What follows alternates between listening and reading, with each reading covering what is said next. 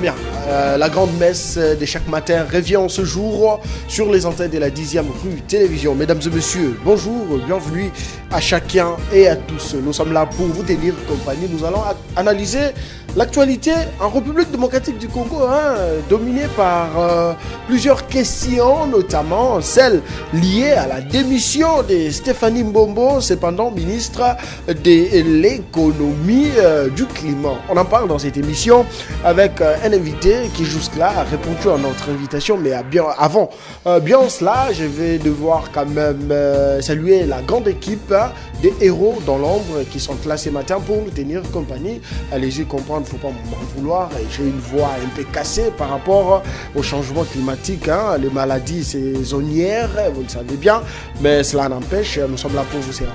Chers téléspectateurs, bienvenue une fois de plus. Vous nous suivez à travers les provinces. Vous êtes également à Kinshasa. Nous allons en parler car, vous le savez bien, les gouverneurs de province sont attendus à Kinshasa, rappelés par les ministres Maître Jacquemain Chabani, le patron du territorial. Donc, en République démocratique du Congo, la lecture des journaux s'invite, vous le savez bien, chaque matin avant bien de commencer cette grande messe, nous parcourons la presse écrite, les journaux parus ce matin sur Kinshasa. On débute avec Congo Nouveau qui titre Sénat, Samaloukonde privé du soutien des l'UDPS.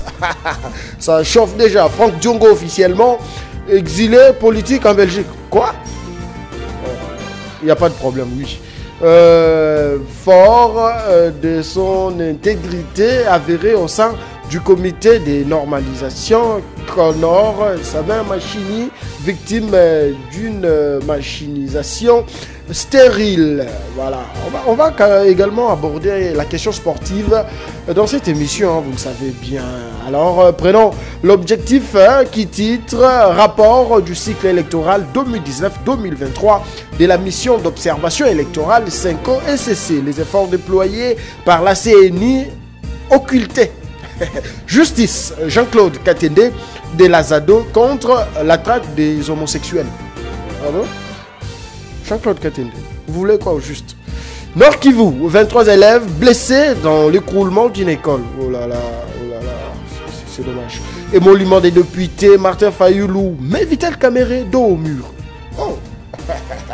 Prenons la prospérité qui titre, cependant, depuis Bruxelles, en Belgique.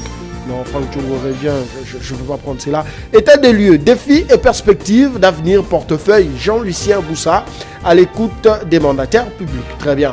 Comment penser et construire ensemble l'avenir de la République démocratique du Congo, s'interroge les confrères Judith Souminois, Toulouka, Antoine Dover, Osongo, Lukadi, balise le chemin, illumine la pensée et offre de nouvelles pistes d'action.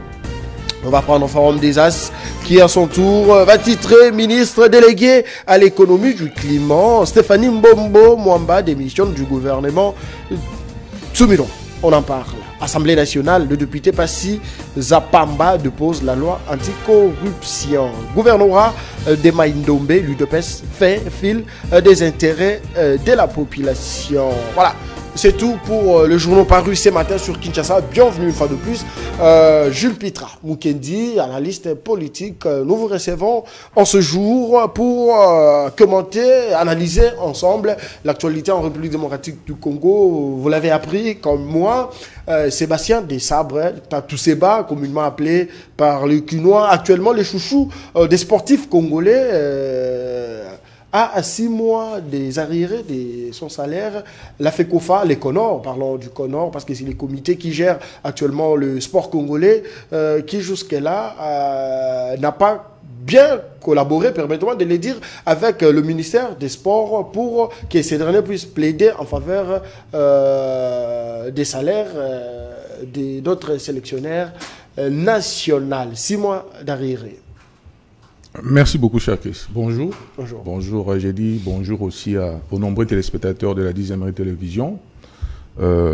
Notre chaîne qui, de plus en plus, prend de l'ampleur et fait parler d'elle. Alors, pour revenir à votre question sur Tatousseba. Tatousseba. Les chouchous des sportifs. Sébastien Desabre qui fait, en passant un très bon travail déjà avec notre équipe nationale. nous sommes un peu surpris, tous, après avoir appris cette information, parce que on ne comprenons pas comment est-ce qu'un coach de cette trempe-là peut avoir 6 mois d'arriéré, alors que nous avons vu comment est-ce que sur le terrain, il a fait de preuves. Parce que nous nous rappellerons qu'avant depuis son avènement à la tête de l'équipe nationale, avant que Sébastien arrive, l'équipe nationale était dans une période très difficile. Mais depuis son avènement, nous avons vu que nous avons connu des prouesses que tout le monde a saluées. Et donc, nous ne comprenons pas vraiment pourquoi cela se passe comme ça. Alors que même ceux qui sont dans la fédération et même ceux qui sont qui ont la gouvernance du pays savent qu'un coach, quand on l'engage, il faudra l'honorer parce que quand vous ne l'honorez pas, vous pourrez même avoir des sanctions sur le plan international de la FIFA. Ça a cessé. Mais maintenant, je me demande aussi, comment est-ce que celui-ci aussi a laissé passer autant de temps? Je me dis, est-ce qu'il était en train de faire confiance? À qui faisait-il confiance pour qu'il ait jusqu'à 6 mois d'impaiement? Et donc ça, c'est vraiment des choses que nous déplorons, que nous avons déploré avant. Et ce qui m'écoeure encore le plus, c'est que M. Seba... ce problème, nous l'avons connu avec Claude Leroy, avec Patrice Neveu, tous les sélectionneurs presque qui sont passés à la tête de l'équipe nationale congolaise. Ce qui m'écoeure encore le plus, c'est que M. Seba a été sous la gouverne de M. Kaboulo, laissez Kaboulo tranquille. Ministre des Sports, qui de tout temps était en train de fustiger ces pratiques. Mais nous l'avons vu que pendant toute cette... Quand nous devons comptabiliser les 6 mois, nous voyons que c'était sous sa gouverne, mais nous nous rendons compte qu'aujourd'hui, on se plaint encore de ce que le coach n'a pas reçu son argent. L'ancien patron des sports n'a pas plaidé en faveur du sélectionneur auprès du gouvernement. Parce que c'est lui qui aborde les questions sportives au Conseil des ministres. Tout à fait. Quand le budget s'élabore, il s'élabore au niveau de la fédération qui est l'organe technique, mais il est déposé au niveau du ministère du Sport. Et celui-ci fait passer le dossier au niveau du gouvernement. Et même quand on se rend compte que le coach, après toutes les merveilles, comment je vais dire, les succès qu'il a donné à cette équipe nationale, aujourd'hui on se réveille un matin et puis dans la ville, dans le pays, on apprend que celui-ci a un retard de 6 mois. Mais où sommes-nous? Où sommes-nous? Nous plaidons. Si cela est vrai, moi je ne crois pas jusque-là à cela. Vous ne croyez pas? Je ne crois pas jusque-là parce que je me dis, mais ce n'est pas possible. Mais c'est possible parce que la FECOFA elle-même, dans sa forme, n'existe-t-elle pas? Nous avons les CONOR qui est en place. Jusqu'à présent, les élections ne sont pas toujours organisées au niveau de ces comités qui est mis en place par la FIFA. Et donc, ce n'est que normal que nous connaissons toutes ces difficultés et problèmes. Ben justement, quand vous parlez de CONOR et autres, ce sont des organisations internes qui ne doivent pas avoir de l'empiètement sur notre fonctionnement sur le plan international.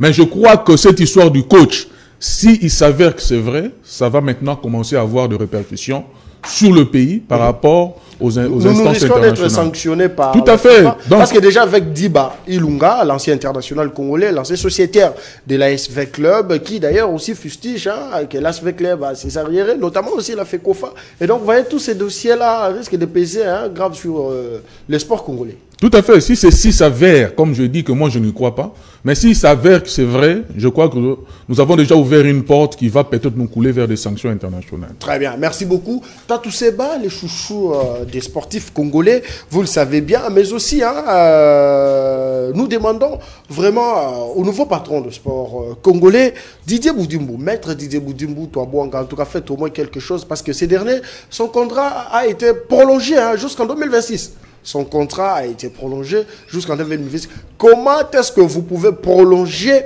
les contrats d'un sélectionneur qui a prouvé de quoi il est capable et donc sans pour autant lui mettre ou soit dans ses droits le plus légitime. Merci de nous suivre, vous êtes un peu de partout, vous nous suivez certainement depuis l'UPC, nous saluons comme ça Madame Hélène, mais aussi Maman Thérèse et Madame Cathy Kapinga. Merci de nous suivre dans votre bureau de travail. Allez, nous abordons cette question, déjà ça brûle au sein du gouvernement, permettez-moi de le dire ainsi, quelques jours après l'investiture du gouvernement souminois. Et voilà aujourd'hui l'un ou l'une des filles de Madame Toulouka, vient de quitter le bateau. Il s'agit comme ça de Stéphanie Mbombo Mwamba qui démissionne du gouvernement. Nous allons prendre comme ça Forum des As qui a relayé cette information.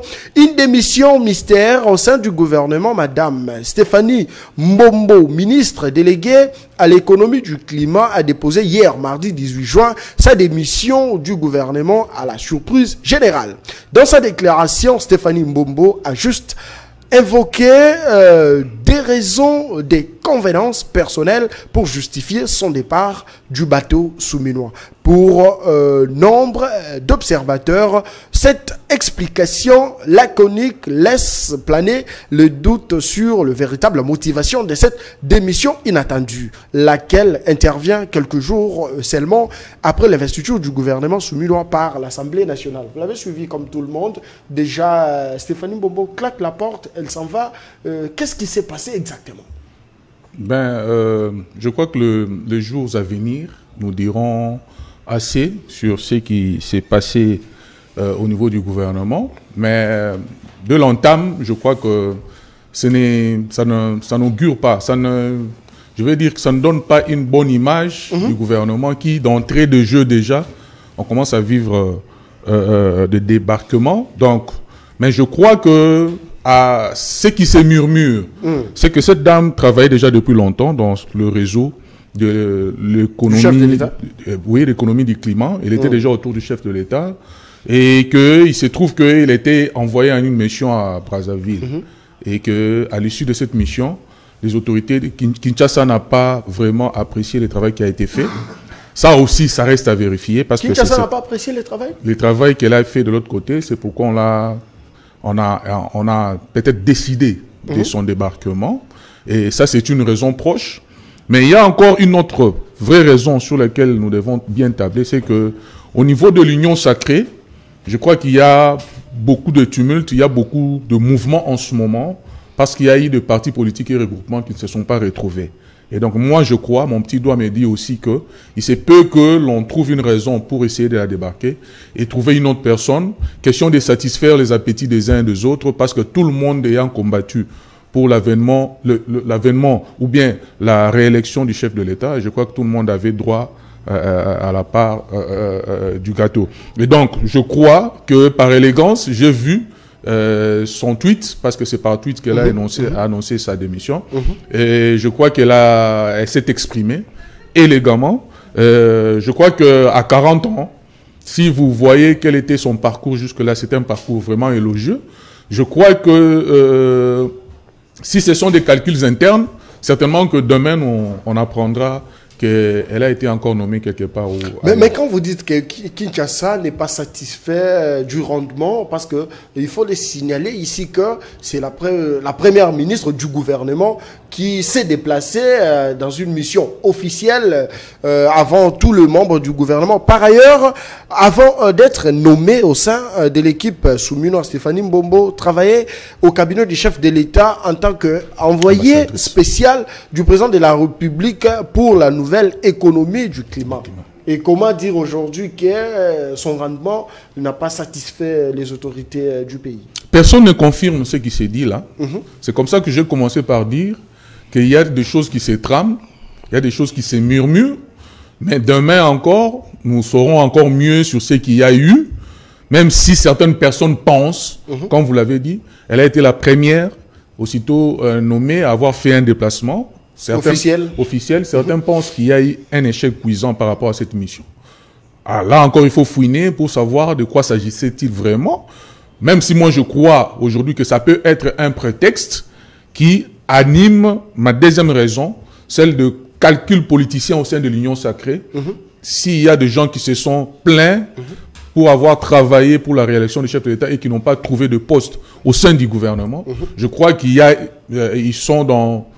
ils ont toute la raison, ceux qui président cette union sacrée, de pouvoir voir s'il y a des gens qu'on peut facilement débarquer pour remplacer d'autres. C'est question de satisfaire les appétits des uns et des autres. C'est comme ça que je commence par dire, les jours qui viennent, nous en dirons encore plus. Très bien. Mais si nous restons dans le fait, c'est que Madame Mbombo, elle a été déléguée par le chef de l'État pour lui représenter justement au niveau du Congo d'en face. Alors, une enveloppe remise à la dame, justement, pour remettre au président Sassou. La dame, elle n'a pas eu connaissance de cette lettre et donc elle est partie bonnement jusqu'au palais présidentiel brazzavillois. Elle a remis l'enveloppe au président Sassou qui par ailleurs a su ce que son homologue congolais Tshisekedi l'a envoyé. Comment est-ce que nous pouvons réfléchir en disant que la dame n'a pas pu satisfaire les autorités congolaises? Ça, c'est un aspect. Le deuxième, est-ce qu'elle n'a pas été contrainte justement pour qu'elle quitte ses ministères? Voilà, ce sont les deux raisons le plus plausibles en ce moment pour essayer d'expliquer ce qui se passe. Parce que nous tous, comme j'étais en train de dire, jusqu'à ce qu'elle-même peut-être fasse une conférence de presse pour nous expliquer qu'est-ce qu'il y a eu, ou alors qu'au niveau du gouvernement, Patrick Mouyaya, qui très souvent organise des points de briefing, pourra nous dire encore plus, mais ce que nous apprenons jusque là... Qu'elle invite la dame... Non, qu'elle n'invite pas la dame. C'est-à-dire que si elle se retrouve devant la presse, je ne vois pas comment est-ce que les journalistes auront l'air langue dans la poche pour essayer d'en savoir un peu plus sur une personnalité qui, d'aussitôt que le gouvernement commence, même pas encore un mois, elle est obligée de démissionner. Voilà. La démission, c'est un droit. Chacun peut s'en prévaloir, mais les motivations, c'est là-dedans que nous sommes en train de cogiter pour comprendre de quoi s'agit-il. Mais moi, je suis plutôt en train de voir ce que je vous ai dit, le calcul politicien au niveau de l'Union sacrée. Et ça, les jours qui viennent, j'insiste encore, nous dirons encore plus pour comprendre que, comme elle est sortie des partis qui sont alliés à l'UDPS. Exact.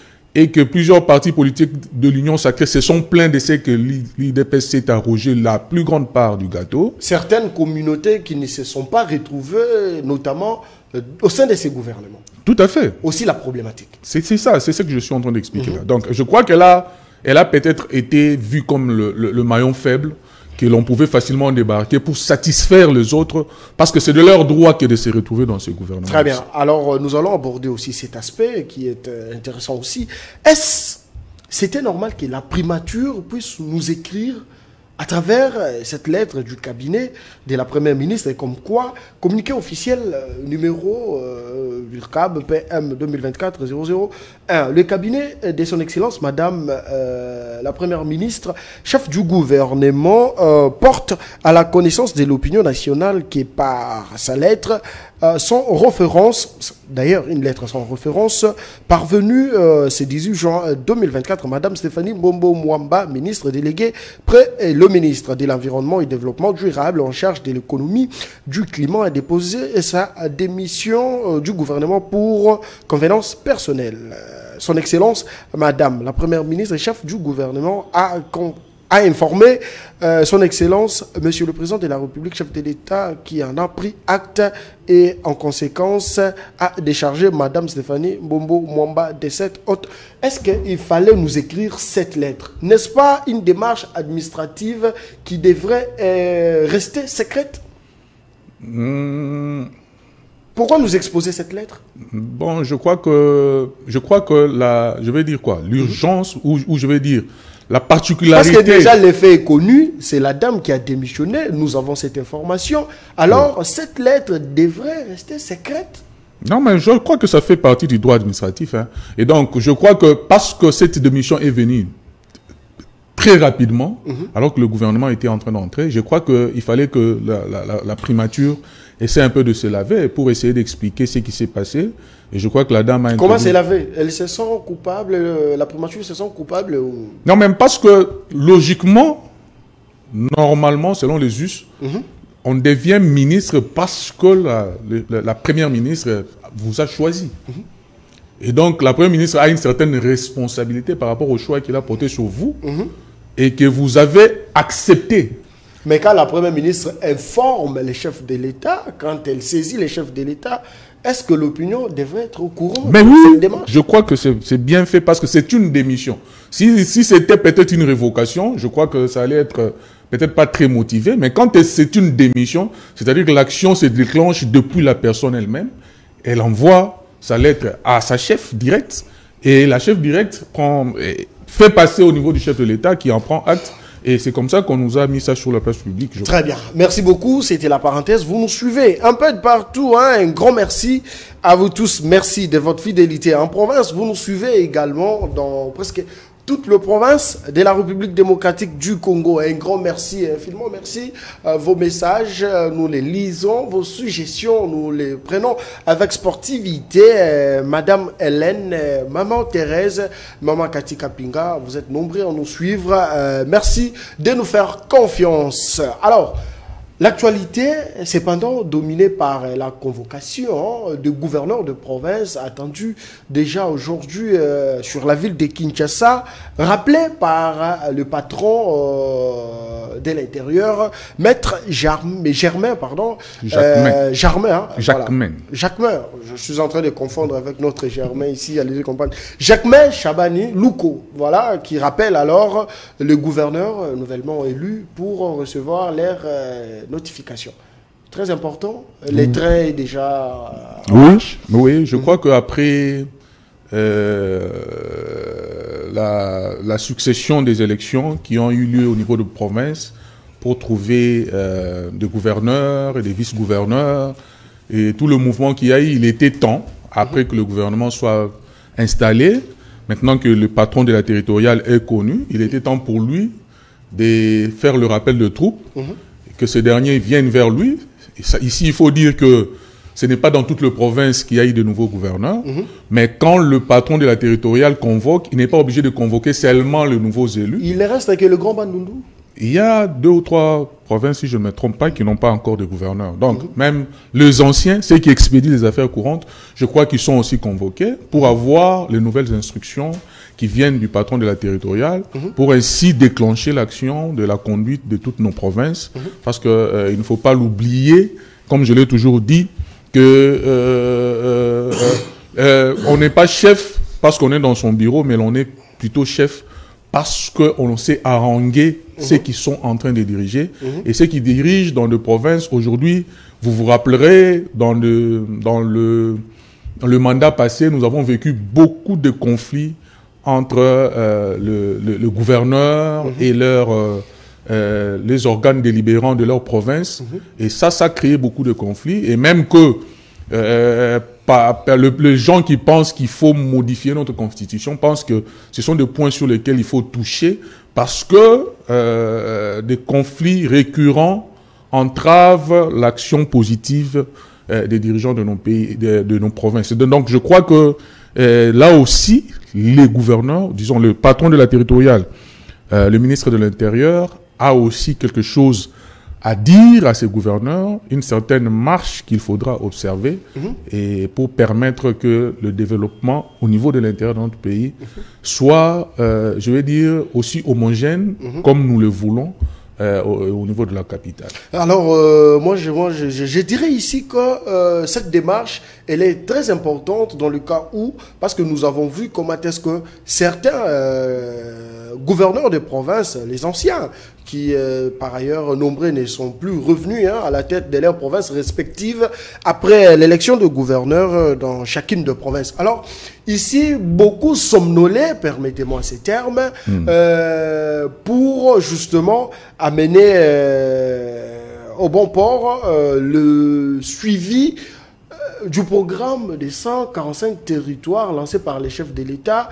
Aujourd'hui, nous constatons que les travaux dans certaines provinces n'avancent vraiment pas. Dans d'autres, les travaux sont à l'arrêt. On ne sait pas comprendre. Est-ce la raison pour laquelle Maître Germain invite les représentants des chefs de l'État dans de provinces pour justement suivre de près ce qui se passe et lié aussi au conflit communautaire. Nous le savons bien, ça existe un peu partout dans nos provinces, dans des villages et tout ce qui va avec. C'est vraiment important et impérieux cette démarche. Tout à fait, tout à fait. Toutes ces questions-là, je crois que seront mises à la table pour essayer de voir, parce que, attendez, ce qu'il faut savoir, c'est que comme j'ai toujours dit qu'une nation, c'est comme une personne. Elle grandit aussi, elle s'assagit, elle comprend. Quand vous savez faire la lecture de passé, vous savez projeter l'avenir. Et donc, je crois que toutes ces failles-là que vous êtes en train d'énumérer sont autant de matières sur lesquelles je pense que le nouveau patron de la territoriale va s'appesantir pour essayer de voir comment faire les choses. Et une autre chose, quand vous vous plaignez de ce que le programme PDL, de développement de local de 145 territoires n'a pas vraiment tourné, il y a une autre chose qui est encore en train de créer beaucoup de problèmes. Ce sont les lois nationales qui quelquefois s'enchevêtrent avec les lois qui sont les lois locales. Et donc ça ne permet pas à ceux qui doivent mettre en œuvre certaines... Qu'il y ait une bonne marche. Qu'il y ait une bonne marche. Je crois que ceux qui pensent à la modification de la Constitution... Vous voulez trop en revenir. Ben oui, c'est parce que, comme j'ai dit ici, un pays grandi. À Bruxelles s'oppose contre cette démarche. Hein? Franck Diongo. S'oppose contre cette démarche. Franck Diongo, bon. À Bruxelles. C'est de son droit, il s'est exilé, il paraît. Il paraît qu'il s'est exilé.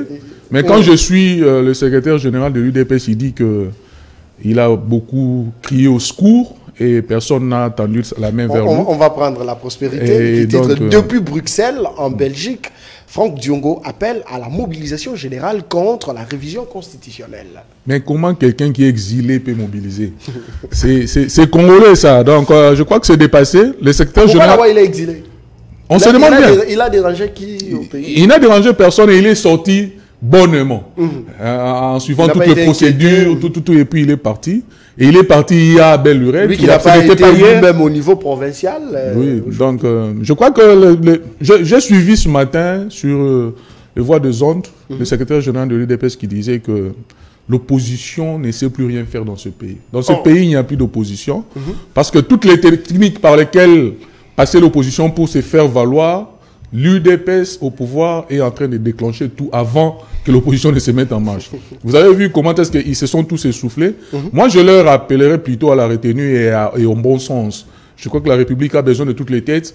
Aujourd'hui, on a vu que Maître Constant Moutamba est venu aussi de l'opposition. Le patron de la justice. Il est venu aussi de l'opposition. Donc, le chef de l'État a les mains les plus larges.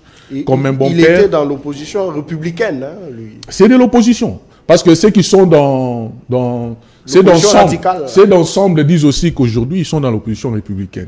Et donc, vous voyez que l'homme peut s'amender, l'homme peut s'assagir. Il n'y a que des imbéciles qui ne changent pas d'avis, comme on dit un adage populaire. Et donc, moi, je ne vois pas pourquoi on chercherait à faire de l'opposition pour l'opposition parce qu'on n'a pas eu un poste. Ça m'écoeure. Des gens qu'on a vus hier à côté du chef de l'État, à côté de ce pouvoir, pour n'avoir pas été satisfait directement, vous passez dans l'opposition. Je crois qu'il serait mieux d'avoir une ligne de conduite. Moïse Katumbi et son ensemble. Vous taclez Moïse Katumbi et son ensemble. Pourquoi? Vous venez de le dire. Il a travaillé avec les chefs de l'État et par la suite, il se retourne contre ces derniers. Non, ben Moïse Katumbi était au pouvoir.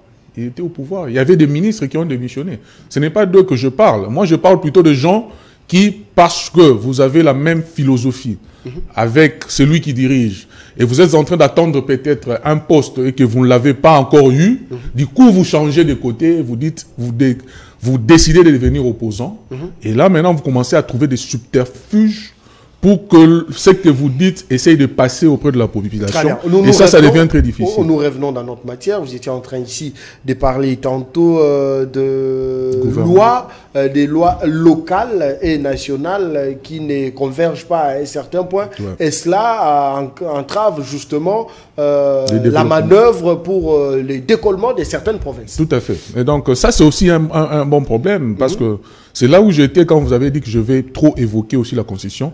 Notre Constitution, c'est la loi fondamentale. Elle s'applique sur le plan national, mais il ne faut pas oublier qu'au niveau de la territoriale, dans chaque province, il y a aussi certaines lois qui sont appliquées. Et alors, quelquefois, les services nationaux qui viennent sur le plan local pour, comment je vais dire, déployer l'action des décisions qui sont prises au niveau de l'État, au niveau du centre, rencontre de problèmes parce qu'au niveau local, il y a enchevêtrement de lois. Et moi, je crois qu'aujourd'hui, les intelligences devront s'asseoir pour essayer de voir s'il faut amender, s'il faut voir comment cette constitution peut être. Parce que le plus grand problème, cher Chris, il faut savoir qu'il y avait déjà eu la constitution. La constitution prévoyait la territoriale, c'est-à-dire que les provinces telles qu'elles ont été démembrées. Mais maintenant, il n'y avait pas vraiment de loi qui suivait. Ces lois sont venues après que la Constitution existait déjà. Et dans la pratique, il s'est avéré qu'il y a eu beaucoup de couacs par rapport à la mise en œuvre de ces deux lois. Parlons de cette convocation même des gouverneurs de province. Est-ce que voyez-vous, Maître Jacquemin, être à la hauteur de satisfaire aussi, comment dirais-je, le problème? Parce que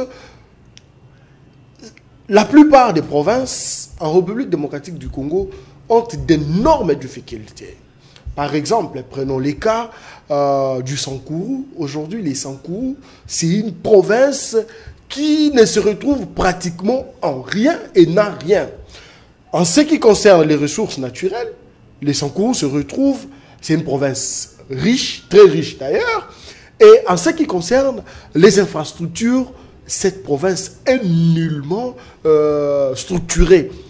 Déjà, quand le nouveau patron de la province se pointe devant le patron de l'intérieur avec tout ce qu'il a comme problème, pensez-vous que Maître Jacquemin sera à mesure d'apporter une pierre à l'édifice pour encourager ces derniers à bien travailler, malgré les difficultés? Très souvent, vous remarquerez qu'à ce poste, très souvent dans mon pays, on aime bien mettre un juriste comme ministre de l'Intérieur. Très souvent, parce que ce n'est pas fait d'une manière là qui... Mais il y avait Maître Peter Kazadi et maintenant c'est Maître Jacques. Vous allez remarquer, même avant eux, il y avait encore un autre de l'UDPS dont j'ai oublié le nom. Vous verrez qu'à ce poste, généralement, on veut mettre des juristes parce qu'on pense que c'est un poste qui est réglementaire. En fait, pour être ministre de l'Intérieur, très souvent, on a besoin de gens qui savent maîtriser les textes, scruter les textes et mieux les appliquer sur le terrain. Et donc, je pense aussi que Maître Jacquemin Chabani, qui est le ministre, que je salue, qui va aussi, à sa manière, apporter une pierre à l'édifice.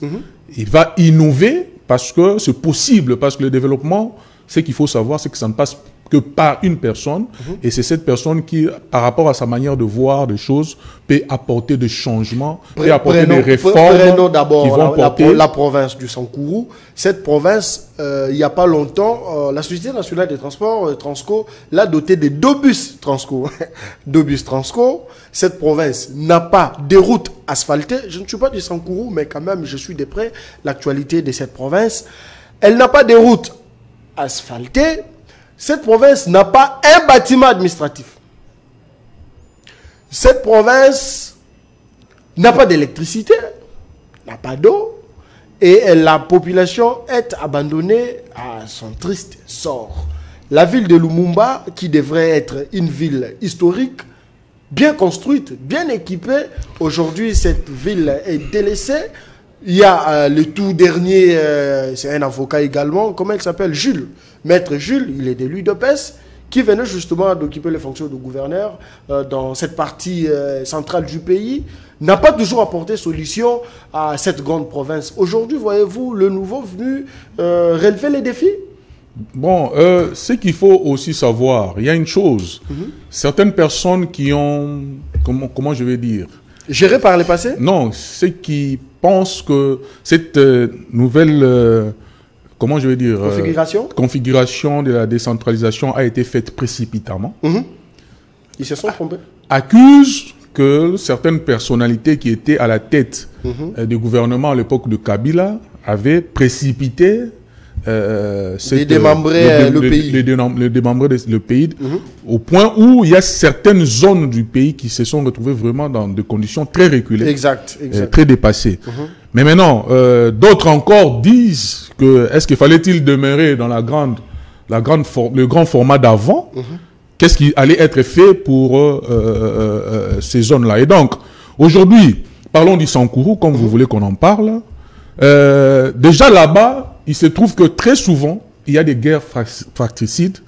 Ceux qui arrivent comme gouverneurs n'arrivent pas à faire long feu parce qu'il y a généralement des combats.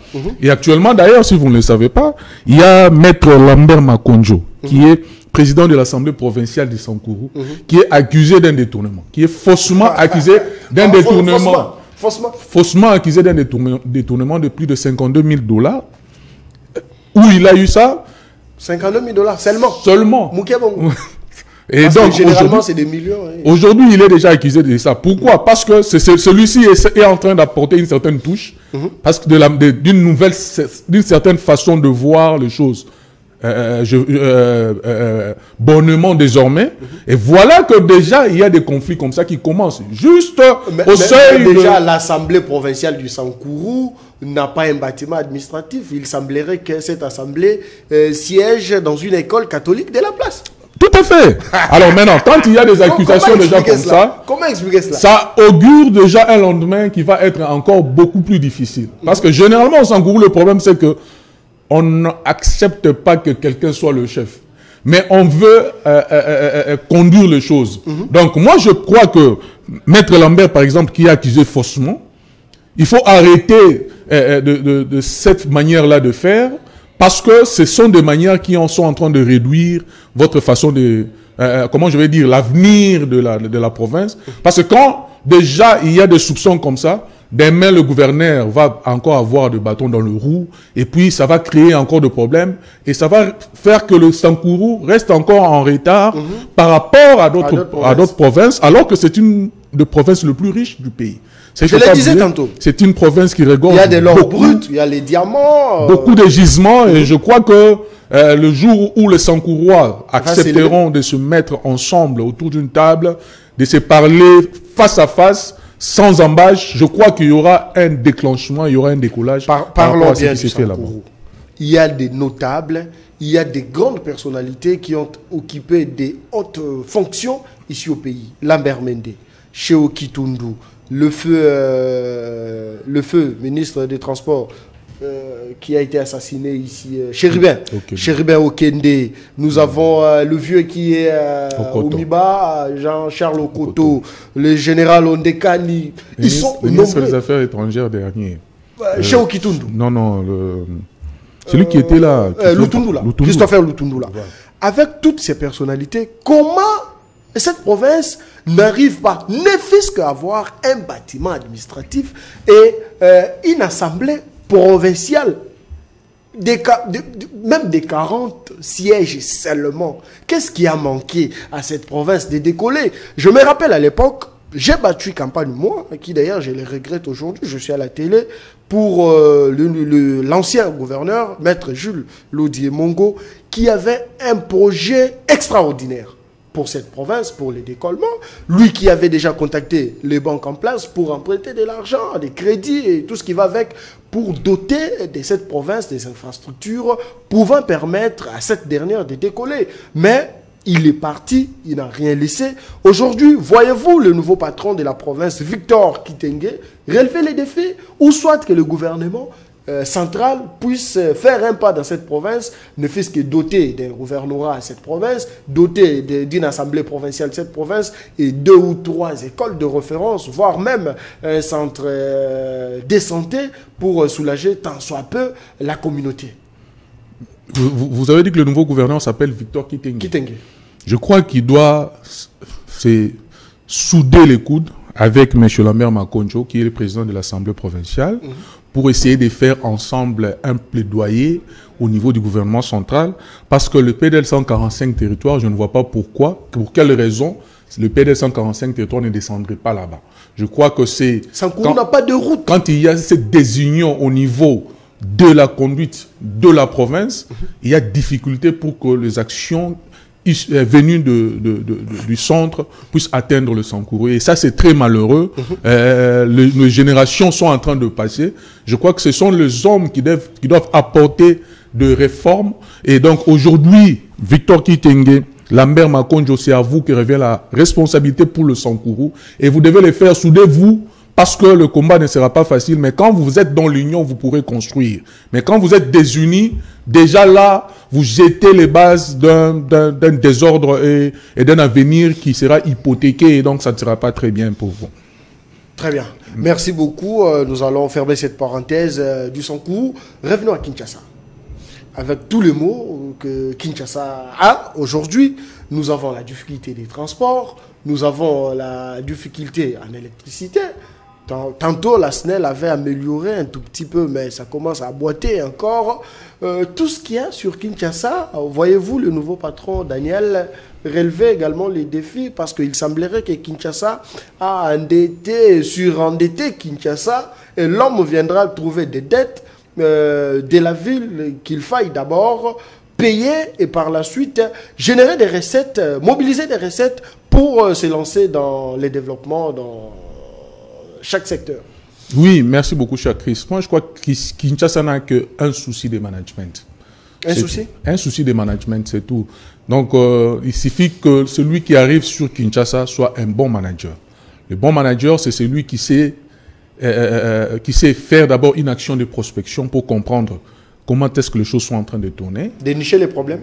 Comprendre d'abord le souci et savoir planifier. Et quand on planifie, on sait aller étape et étape et faire des évaluations et progresser ainsi. Kinshasa est une des rares villes de notre pays, je ne sais pas, peut-être la première, qui par ses infrastructures fait entrer le plus grand nombre d'argent. Kinshasa a une population dense qui, par un certain civisme fiscal, peut faire entrer de l'argent. Et donc je dis ici, car au lieu de s'endetter d'abord, Kinshasa est crédible parce que prouvant que sur le plan de son assiette fiscale, Kinshasa peut faire entrer de l'argent. C'est comme ça que je reprends. Kinshasa a un problème de management. Il faudra que celui qui arrive sur Kinshasa soit un bon manager. Je crois qu'il y aura un déclenchement. Trouver quels sont le point fondamentaux par lesquels il faut partir. Et dès que vous partez par là, je crois que faire des évaluations régulières, faire des projections d'abord et faire des évaluations régulières, ça va propulser l'action de Kinshasa. Et Kinshasa redeviendra Kinshasa la belle.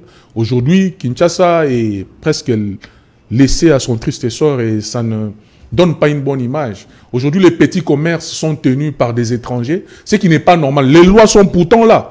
Mais nous voyons un certain...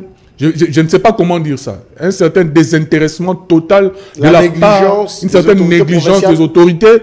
Et on vit ça tous les jours. Et vous pouvez même être devant un étranger dans cette ville qui vous menace, qui est prêt à vous chasser de chez lui ou de ce qu'il est en train de faire. Ces gens-là, ils crient sur et tout le monde en parle. Ils sont arrogants. Mais il n'y a rien qui s'est fait dans ce sens. Et donc ça, c'est drôle, c'est triste. On ne peut pas comprendre. C'est comme ça que je dis pour moi, c'est un problème de management. Il y a tellement de réalités autour de ça. Je crois que le bon chef, c'est celui qui sait taper du poing sur la table et dire qu'à partir d'aujourd'hui, ceci ne se fera plus. Voyez-vous Daniel Bumba et Dieli être à la hauteur, résoudre tous ces problèmes? Je ne connais vraiment pas très bien leur profil, malheureusement. Mais j'espère que les intelligences autour de leur parti politique ou des structures qui ont milité à ce qu'ils adviennent à ces postes-là, ont peut-être cru en eux.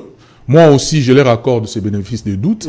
Donc, nous voulons le voir à l'œuvre. Nous n'avons pas besoin de plusieurs années. En une année, déjà, on saura s'ils sont capables d'apporter un changement ou encore s'ils sont là pour le besoin de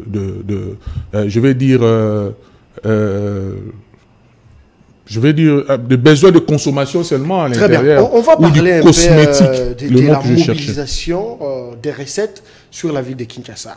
Le professeur Luzolo Bambi, par le passé, l'homme disait que le Congo perd chaque année des milliers de dollars. Alors, aujourd'hui, Kinshasa, qui, par ailleurs, beaucoup de gouverneurs qui sont passés par le gouvernorat provincial ont toujours tendance à dire que Kinshasa n'a pas les moyens.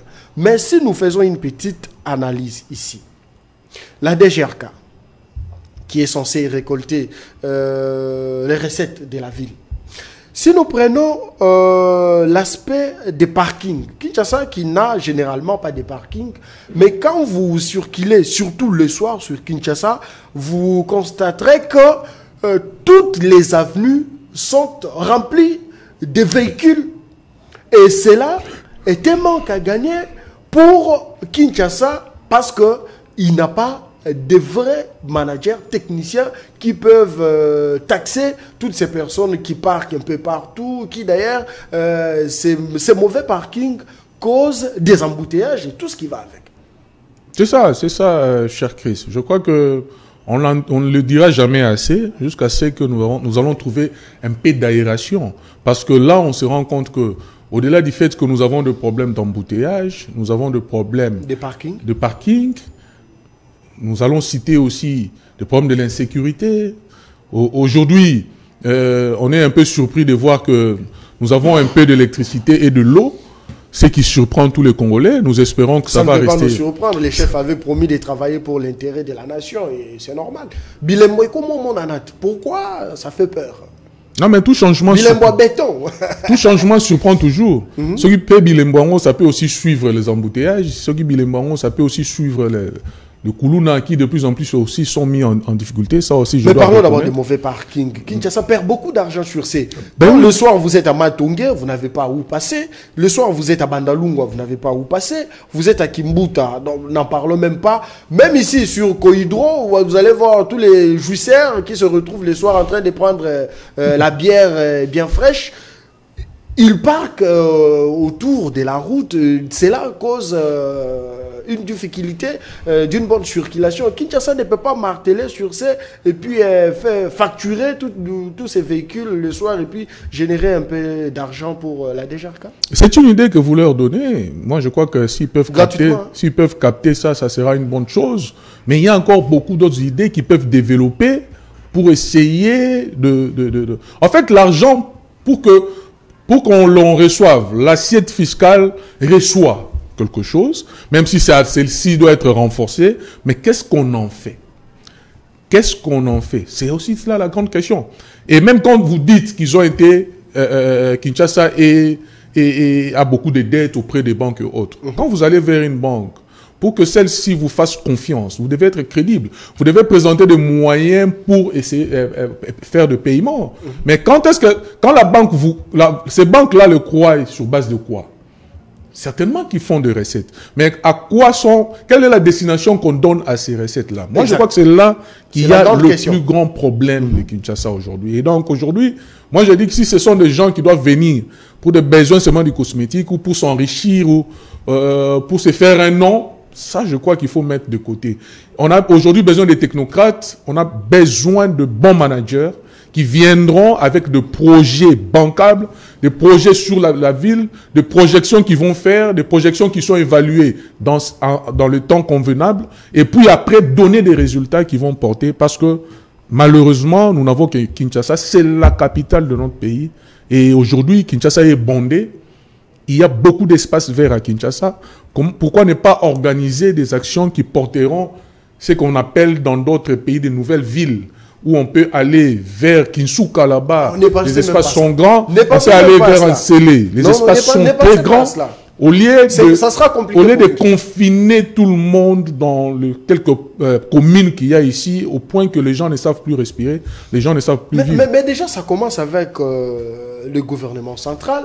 Parce que quand vous voyez aujourd'hui construire l'histoire là qui est construite ici, centre quoi? Par les Turcs. Des centres financiers. Centre financier à Gombe. Kinshasa Arena, c'est où? À Barumbu. Hein? Ouais. Barumbu. Ouais. Centre culturel en face du Palais du Peuple. Voyez-vous qu'on est en train justement d'encombrer déjà cette partie qui a un problème énorme de circulation, alors que toutes ces infrastructures devraient normalement être construites de l'autre côté, de l'est de Kinshasa. Ça soulagerait tant soit peu, et amènerait d'ailleurs le décollement ou soit le développement de Kinshasa. Non, bon, ça, moi, je ne condamne pas ça trop tout de suite, parce que je pense que ce sont des besoins réels qui existaient déjà dans le grand nombre. Kinshasa Arena, construit au sein du Stade des Martyrs, ok. Il s'avère qu'avec club joue Mazembe, déjà c'est un classico, et le même jour, Ferrigo là a un concert là-bas, même heure. Voyez-vous ce qui va se passer? Pourquoi ça doit se passer? Même endroit. Pourquoi ça doit se passer? Non, c'est un exemple que nous sommes en train justement de... On lève l'équivoque. Non, on lève l'équivoque, mais cher Chris, Bercy, qu'on appelle aujourd'hui, je ne sais pas, Arena ou quoi, c'est un grand lieu de sport. Mais quand vient le moment de la musique, on sait que ça se joue le soir. Donc, je crois que ça, ce sont de petits arrangements que les gens peuvent faire. Et donc, ce ne sera vraiment pas le problème. Le plus grand problème, c'est que quand le président Félix Tshisekedi arrive, On nous a parlé d'un projet des Égyptiens ou des Turcs où il fallait trouver une extension de Kinshasa vers Lanceleo là-bas, Lanceleo Tchambou là-bas. Ce fameux projet, c'était avec Gabriel Chabani, je pense. Je crois il y avait un projet comme ça. Je crois qu'aujourd'hui, il faut désengorger la ville. De plus en plus, il y a du monde qui sont coincés en un seul lieu. Quand vous regardez la géographie de la ville, vous verrez que le grand nombre de gens, 80% de gens occupent pratiquement le 30% de la superficie. Et donc, ceux qui viennent, ceux qui conduisent les choses, devraient voir comment étendre André Kimbuta qui par ailleurs a fêté ses 70 ans d'âge. Déjà oui, 70 ans d'âge. Bon anniversaire. André Kimbuta, c'était le lundi ou le mardi, quelque chose comme ça. Sommet. Voilà, les hauts sommets, il s'est fait ami à Jibin Piana, chanté midi, matin, soir. Ngobila arrive, Gentini, Ngobila, Maka. Normalement, il s'est fait aussi ami à Jibin Piana. Et Daniel Bumba suivra les pas. Bon, il se fera chanter, adorer, louer par les musiciens. J'ai du mal à parler de moments de loisir, de moments de délire. Moi, j'ai du mal à parler de ça parce que je pense que tout le monde a droit au moment de délire, au moment de loisir. Mais le plus important, c'est le travail.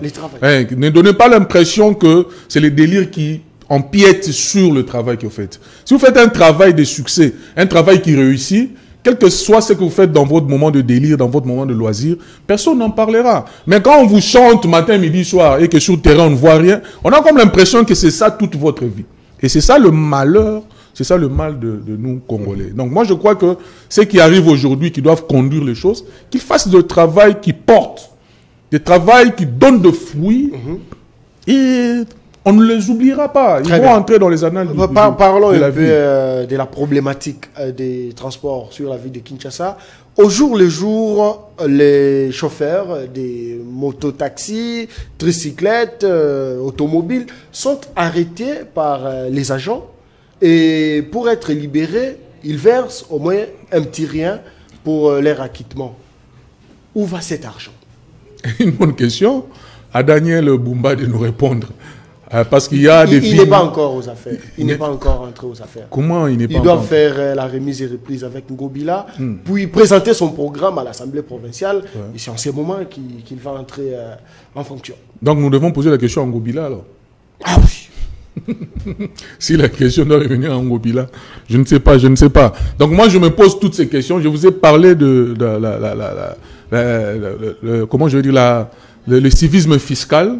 Je crois que dans une ville où les gens sont beaucoup plus instruits, parce que c'est aussi ça le problème dans le civisme, il faudra que les gens aient de l'instruction. C'est à ce moment-là que, quand les gens sont assez instruits, que le civisme peut passer. Et donc moi je crois qu'aujourd'hui à Kinshasa, le taux d'instruction est assez considérable pour que le civisme puisse passer et donc faire comprendre aux gens pourquoi ils doivent payer une taxe, faire comprendre aux gens pourquoi ils doivent payer je vais dire une redevance. Et ça, c'est un travail qui doit être fait, des moyens doivent être mis et il faut associer comme ça beaucoup de corps, de corporations, les étudiants et autres pour que l'information passe et que ceci soit bien comprise dans toutes les couches de la population. Merci beaucoup. Nous sommes déjà vers la fin. J'ai donné Massounda hier un message ici. Je vais les lire quand même en direct. Bonjour monsieur le présentateur de l'émission C'est politique. S'il vous plaît, je voulais savoir, monsieur JC, les créateurs de cette émission est parti où? Votre abonné dans cette émission. Merci. Merci beaucoup. C'est une question. Je ne sais pas répondre, mais quand même, on va... Ah, voilà, il n'est plus. Il n'est plus avec nous. Voilà. Il n'est plus avec nous. C'est ça la réponse, non?